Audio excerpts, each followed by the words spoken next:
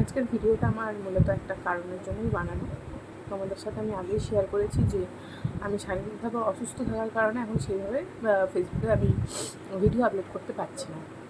তো এখন video upload না করলেও আমরা সবাই কম বেশি সোশ্যাল মিডিয়াতে অ্যাক্টিভই থাকি। এখন ফেসবুক যে কোনো সোশ্যাল প্ল্যাটফর্মে বলো, যে জিনিসটা আমাদের সবার চোখে পড়ছে সেটা তোমরা সবাই জানো। তো আমি এখানে একটাই কথা বলবো যে এতদিন আমরা যে রাজ্যে থাকার জন্য আমরা গর্ববোধ করতাম, এখন আর সেটা আর করবার মতো আমাদের আর জায়গা নেই। এই রাজ্যে থাকতে গেলে আমাদের আর গর্বিত হওয়ার কোনো কারণ নেই। আগে আমরা সবাইকে বলতে পারতাম যে হ্যাঁ, সব জায়গায় কী হয় জানি না, বাট আমাদের কলকাতায় এখনও পর্যন্ত রাত্রি 12টার পর মেয়েরা আরামসে হেসে খেলে ঘুরে বেড়াতে পারে, কিন্তু এখন আর সেটা ভালোভাবে বলতে পারবো না। অনেক মানুষই আছে যারা মেয়েদেরকে হেলাচিন্তা করে, যেরকম ধরো যে কোনো কাজেই বলে যে এটা মেয়েদের দ্বারা হবে না। তখন আমরা জোর গলায় তাদেরকে বলতে পারতাম যে হ্যাঁ, হয়তো মেয়েদের দ্বারা এটা হবে না, কিন্তু আপনি যে রাজ্যে বাস করেন সেই রাজ্যটা চালাচ্ছে কিন্তু একটা মহিলাই।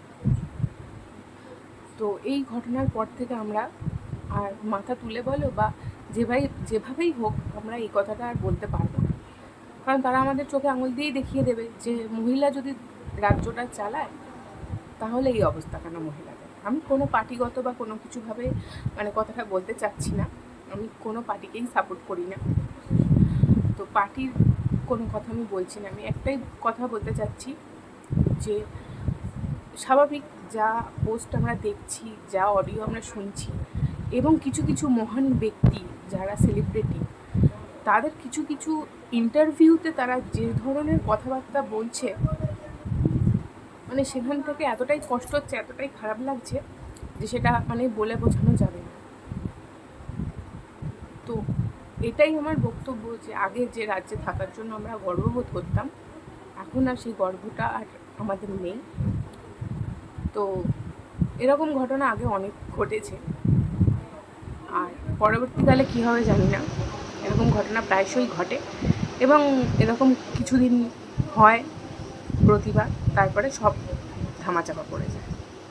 তো আমি চাইবো যে এই যে ঘটনাটা ঘটেছে, যারা অপরাধী তারা অবশ্যই শাস্তি পাক, কারণ তারা আদৌও কি মানুষ হওয়ার যোগ্য?